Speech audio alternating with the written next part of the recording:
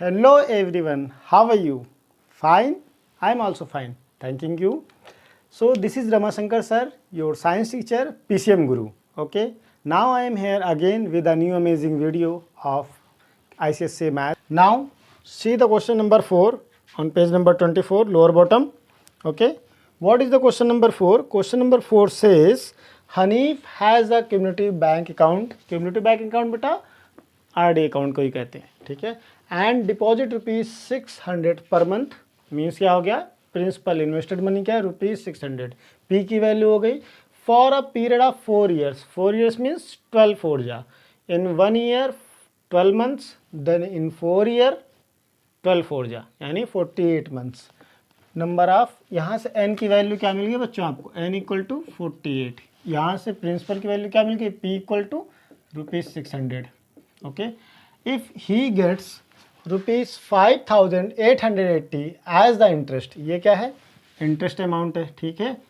Eight the time of maturity then find the rate of interest, यानी क्या पूछ रहा है, आर क्वेश्चन मार्क, ठीक है. चलिए हम क्या करेंगे, सोल्यूशन 4/25. चलिए सोल्यूशन बेसिकली आप पहले सिंस गिवन लिख लेंगे. सिंस गिवन क्या चीज़ है, सिंस गिवन जब भी लिखेंगे बच्चों तो ब्लैक पेन से, क्वेश्चन में दिया क्या था और हमें निकालना क्या था वो ब्लैक पेन से करना चाहिए, ठीक है. तो चलिए, Hanif has a cumulative bank and deposit rupees. Okay, P = ₹600. Okay, monthly deposit इनका है 600 का, और टाइम पीरियड आपका है 48 मंथ्स. मंथ्स लिखना चाहें लिखें, ना लिखना चाहें ना लिखें, क्योंकि n क्लियर है कि नंबर ऑफ मंथ्स होता है. तो n = 48 भी लिखते तब भी काम चलता. इफ़ ही गेट्स, तो आई की वैल्यू गिवन है आपको ₹5,880. ओके, और आर क्वेश्चन मार्क, ठीक है. तो चलिए हम इसके लिए देख लेते हैं इसमें क्या क्या चीज़ दिया है. ये तो सिंपल एक ही फार्मूले से हो जाएगा. हम अगर देखें तो हम लिखते हैं नाउ.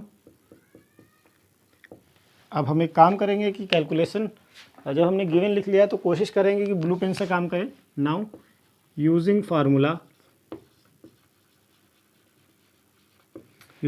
क्या, I = P n+1/24 × R/100 लिख दिया मैंने. इसके बाद P की वैल्यू डालिए 600, n की वैल्यू 48, और n+1 करेंगे तो क्या हो जाएगा, 48 + 1 करेंगे तो क्या हो जाएगा 49. तो मैं डायरेक्ट करता हूँ कि 48 के बाद एक बढ़ाना होगा तो 49, और into R. R means question mark, R नहीं पता मुझे. अच्छा, और 24 × 100, 24 × 100, तो 100 6 जा 600, 6 4 जा 24, और 4 12 जा 48. तो ऊपर क्या बचा बच्चों, 12 × 49 × R, और I भी हमें गिवन था ना, यस 5880.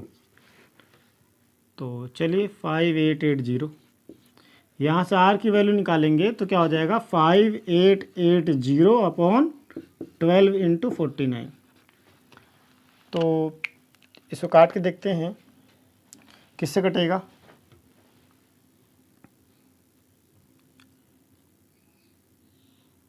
ठीक है, 7 से कटेगा, 7 से डिवाइड होगा.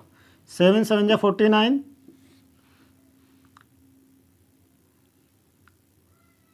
7 8 जा 56. 2 डिजिट एक साथ काटेंगे तो 08 लिखेंगे, ठीक है. अगर 2 डिजिट तक कट रहा है तो सेकंड डिजिट के ऊपर आपको 8 लिखना है, ना कि यहाँ पर 8 लिखना है. याद रखिए, 100 डिवीजन में भी याद रखेंगे, बेसिक चीज़ें हैं. 7 7 जा 49, 7 8 जा 56, 2 विल बी कैरी, देन 7 4 जा 28, and 1 0 will be there. Okay, फिर 7 जा 7, 7 12 जा एंड 0, क्लियर, एंड 12 10 जा. तो आप इसको सॉल्व करेंगे तो R की वैल्यू क्या आ जाएगी, 10 आ जाएगी, ठीक है. ये कैलकुलेशन अगर आपको एकदम से नहीं समझ में आ रही तो आप अलग अलग भी कर लेंगे, जल्दीबाजी नहीं करेंगे, बट सॉल्व करेंगे तो आपका यही आएगा 10%, ठीक है. 10% पर एनम, ये आपका आंसर हो गया. तो इसमें आपको सेकंड पेज पे जाने की ज़रूरत नहीं है, क्योंकि क्वेश्चन बहुत छोटा था, सिंपल था. गिवन वैल्यू नोट कर लिया आपने, और apply the formula and right your answer. Simple answer आने के बाद R = रेट ऑफ इंटरेस्ट था, 10% पर एनम आ गया आंसर. फिनिश. Note down. ठीक है बच्चों, क्वेश्चन नंबर आपने 4 पूरा नोट कर लिया है। अब क्वेश्चन नंबर 8 पर आइए, page number 26। Question number 8 on page number 26। What is question 8? Question 8 is saying Rekha open the recurring deposit account, means RD account उसने ओपन किया है फॉर 20 मंथ्स के लिए। क्लियर दे दिया है टाइम पीरियड, तो हमें कोई दिक्कत नहीं, यानी एन की value 20। The rate of interest is 9% per annum, means R की value 9% per annum.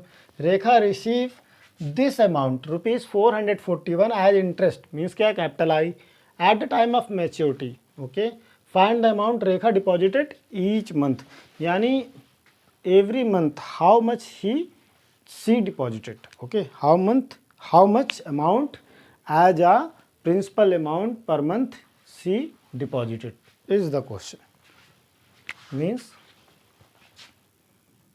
first of all what I had said already, first of all note down all the given values in the question. Okay, since given, note कर लीजिए given में क्या क्या है, Rekha deposit article for 20 months, n equal to 20, the rate of interest means R equal to 9% per annum, and Rekha received rupees 441 as interest, capital I 441. Find the amount Rekha deposited each month, P equal to question mark. Okay, so write what I had said, remember it. Note down all the given values and mention the two formulas what I have teach to you. I equal to P nn plus 1 by 24 into R by 100, and maturity value equal to P into n plus I. Okay, आपको निकालना बच्चों क्या है, P की value. अच्छा, क्या क्या दिया है देख लीजिए, किस फार्मूले को पहले अप्लाई करेंगे ये वैल्यू पर डिपेंड करता है। एन दिया है, आर दिया है, आई दिया है, एन दिया है, आर दिया, आई दिया है, एन दिया है, आर दिया है, आई दिया है, तो यहाँ से पी निकल जाएगा। तो देखते हैं, शायद हो सकता है उसकी जरूरत ना पड़े। चलिए सॉल्व करते हैं। I 441, P question mark, n means 20 into 20 plus 1 क्या हो जाएगा, 21 हो जाएगा, अभी लिख दे रहा हूँ एक बार। आर मीन्स 9%, और डिनोमीटर में क्या हो जाएगा, 24 इंटू 100 हो जाएगा। सॉल्व करिए तो ये P हो जाएगा, ये 20 ही रहेगा, और ये 21 हो जाएगा, और इंटू 9, और यहाँ क्या आ जाएगा 24 इंटू 100। ठीक है, तो 10 तो ऐसे कैंसिल कर दीजिए। ठीक, 3 7 जा 21, 3 8 जा 24। ओके, और सॉल्व करेंगे इसको।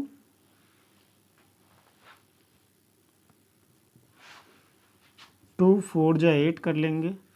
ठीक है, अब नहीं कैंसिल हो रहा है। ठीक है, तो क्या आ जाएगा, 7 9 जा 63P अपॉन 4 इंटू 10 40, ये आपका क्या है 441। चलिए सॉल्व कर लेते हैं। इस फार्मूले की जरूरत नहीं पड़ी बच्चों, P की वैल्यू ऐसे डायरेक्ट आ जा रही, तो चलिए कोई दिक्कत नहीं है। P की वैल्यू ऐसे आ रही तो अच्छी बात है। 441 इंटू 40 बाई 63, तो चलिए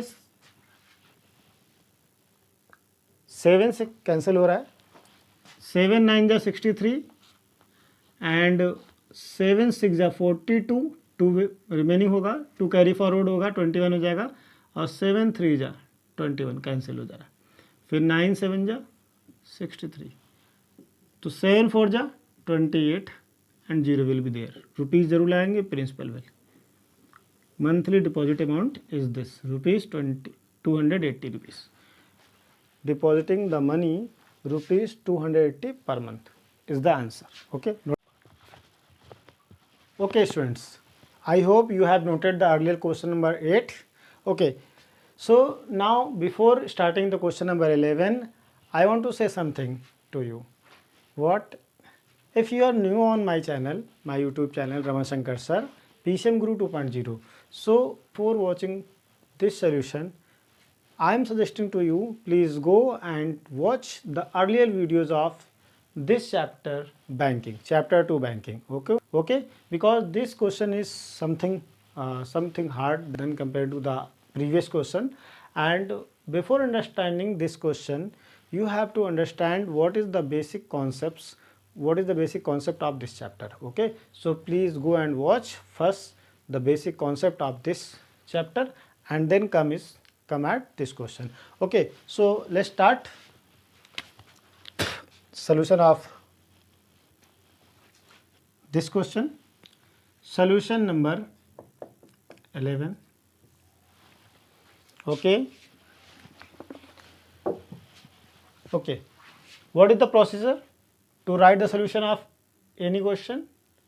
First of all, note down the all given values. Okay, then write the formula and start the calculation. Okay, so since given Samita has a recurring deposit account, means RD account in a bank of rupees 2000 per month. Monthly deposit कितना है? rupees 2000 at the rate of 10% per annum, means R equal to 10% per annum. She gets rupees 83,100, means at the maturity time, means maturity value equal to rupees 80,100. Find the total time for which the account was held, means number of month, small n equal to question mark.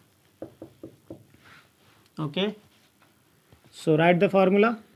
I equal to P into NN plus 1 upon 24 into R by 100. Okay,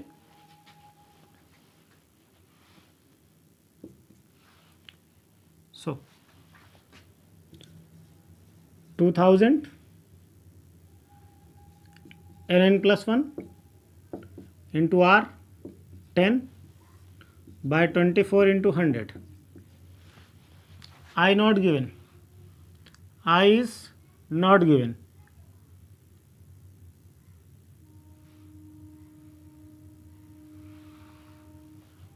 Okay. Then 20 will cancel out. 20 into n square plus n into 10 by 24. 4 5 ja 20, 4 6 ja 24. Now 2 5 ja 10, 2 3 ja 6. So what will be solution? I equal to 25 into in bracket n square plus n by 3.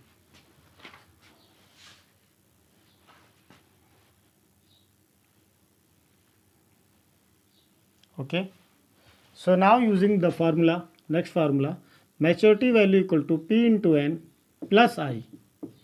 Okay, P means rupees, sorry rupees यहाँ calculation में सब में लिखेंगे 2000 into N. N means question mark value plus I means 25 into N square plus N by 3.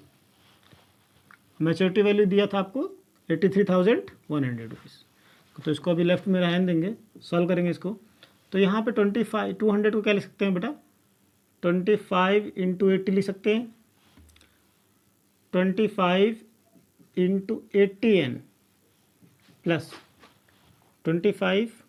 आप चाहें तो इसको n बाहर ही निकाल के, नहीं ऐसे रहने दीजिए, n square plus n by 3. Solve करेंगे 25 कॉमन ले लेंगे तो यहाँ आएगा 80n प्लस यहाँ पे आएगा n square plus n by 3. LCM लेने के लिए यहाँ पे अपन 1 ले लेंगे. एलसीएम लेंगे 25, 3 will be LCM, 3 will go into multiplication of 80n means 240n plus simply n square plus n. Solve it. 25 241n plus n square by 3 left में चल रहा था 83,100. So to find the value of unknown variable 240n plus n square, hold the bracket and calculate. तो क्या करेंगे, इसको यहीं रोकेंगे इस टर्म को, ठीक है. इसको सिंपली चाहे तो आप ऐसे कर लें अभी, क्योंकि सॉल्व होके आ चुका है, मल्टीप्लाई में है, ठीक है. तो आप इसकी वैल्यू निकालने के लिए क्या करेंगे, इसको यहीं रोकेंगे और ये 3 आएगा इधर, क्रॉस मल्टीप्लाई होके 25 आएगा डिनोमीटर में, यानी कि 83,100 के मल्टीप्लाई में आएगा 3 और 25 कहाँ जाएगा, इसके डिनोमीटर में आएगा, यानी 1 के मल्टीप्लाई में 25. चलिए सॉल्व करिए. लेफ्ट में क्या है, एन स्क्वायर प्लस 241n. इसको सॉल्व करिए. तो 5 से क्या सॉल्व करिए, 5 5 25, 5 1 जा 5, 5 6 जा 30, 3 5 6 जा 30, 5 2 जा 10 एंड 0. एक बार चेक कर लेते हैं.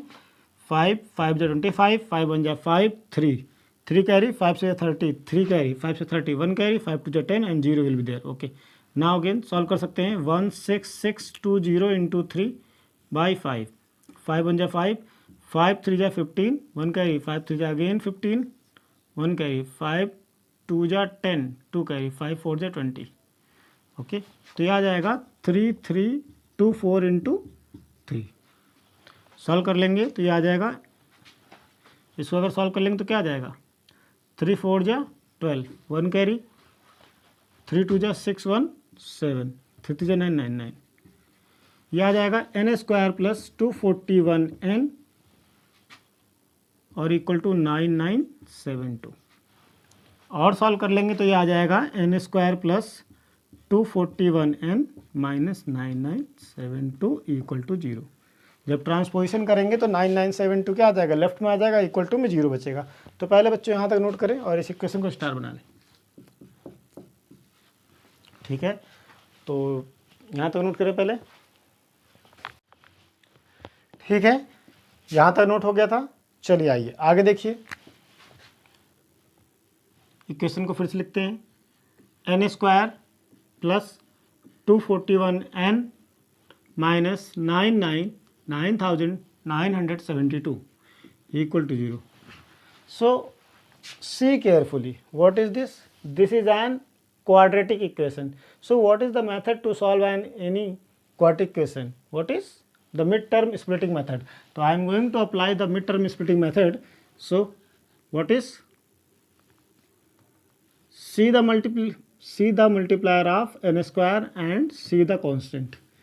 तो आप इसको अगर पिछली क्वाड्रेटिक इक्वेशन से आप देखते हैं तो क्वाड्रेटिक इक्वेशन क्या होती है, ax square plus bx plus c होती है इक्वल टू 0. फिलहाल यहाँ पर वेरिएबल हमारा n है तो हम यहाँ पर n ले लेंगे. तो क्या हो जाएगा, an स्क्वायर और bn प्लस c. तो यहाँ से a की वैल्यू क्या आ जाएगी 1, b की वैल्यू क्या आ जाएगी 241 और c की वैल्यू क्या आ जाएगी माइनस 9972. ठीक है. तो मिड टर्म स्प्लिटिंग मेथड में क्या था रूल कि इसको सॉल्व करना होता डायरेक्ट, तो हम इसको सीधे सीधे मिड टर्म को स्प्लिट कर देते हैं, लेकिन आपको समझना पड़ेगा क्या मेथड है. तो इसमें होता ये है कि सबसे पहले आप एन स्क्वायर का मल्टीप्लायर देख लीजिए, कांस्टेंट देख लीजिए, क्या उनको मल्टीप्लाई कर लीजिए, यानी 1 इंटू 9972. मल्टीप्लाई करते साइन नहीं लेंगे, सिर्फ हम नंबर देखते हैं. तो मल्टीप्लाई करेंगे तो क्या आएगा 9972 आएगा. तो देखिए क्या मेथड, हम इसको इक्वेशन को लिख लेते हैं, एन स्क्वायर प्लस लिख लिया, लेकिन 241 की जगह हमें ब्रैकेट लिखना है, ठीक है, n और माइनस 9972 इक्वल टू 0. तो पूरा मेथड हम सेम अप्लाई करेंगे.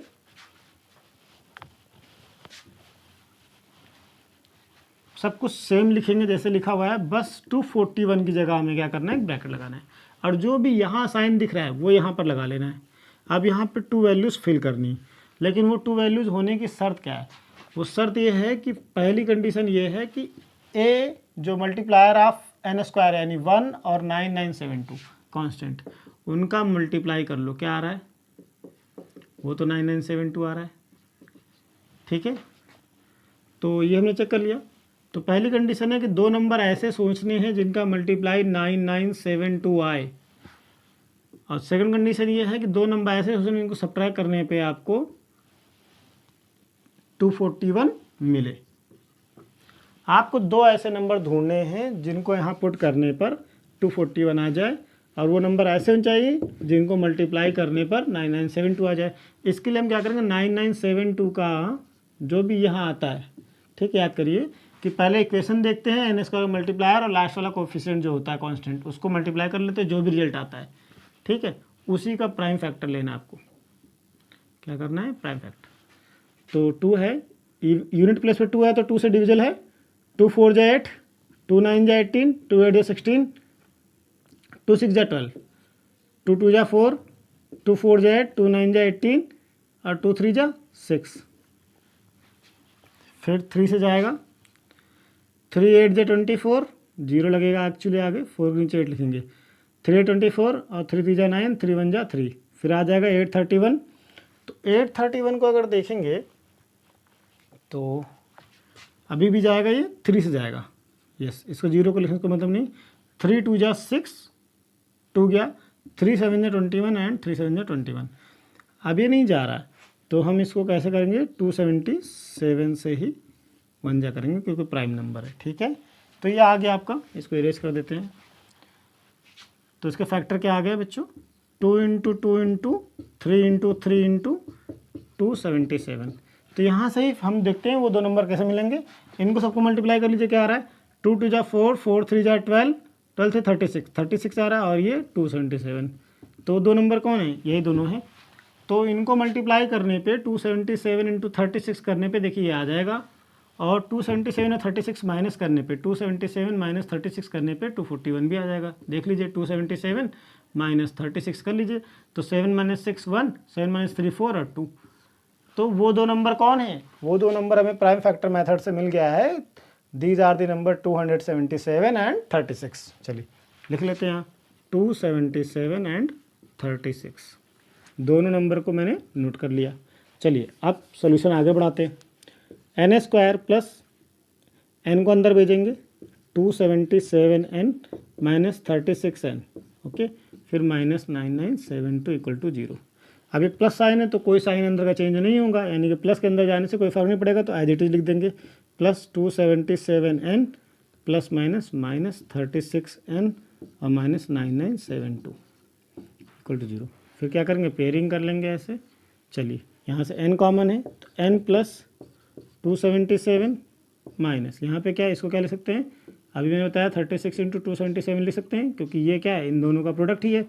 तो यहाँ से देखिए 36 और 36 कॉमन है, 36 कॉमन कर लेंगे तो n, यहाँ से माइनस भी चलेगा तो प्लस बचेगा, और यहाँ पे सिर्फ 277 बचेगा।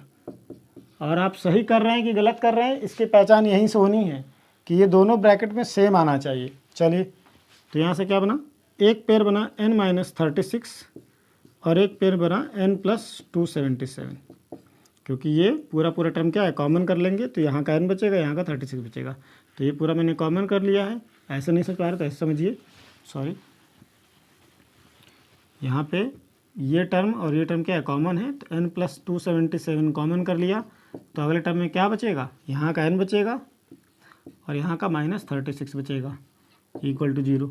अब फिर आगे n + 277 एक ब्रैकेट में और इसको n - 36 दूसरे ब्रैकेट में 0 है। तो हमारे पास दो ब्रैकेट आ गया था, n + 277 और दूसरा ब्रैकेट आ गया था n - 36 × 0।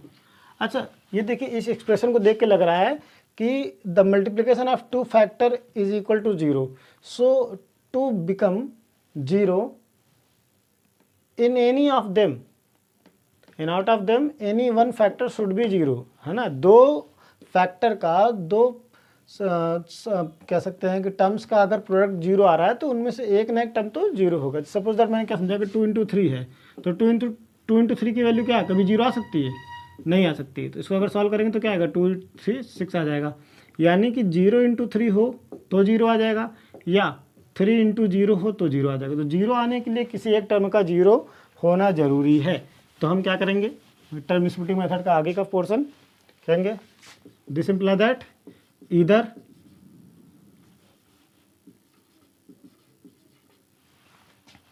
ये बहुत गलत हो जाता है, स्पेलिंग भी गलत,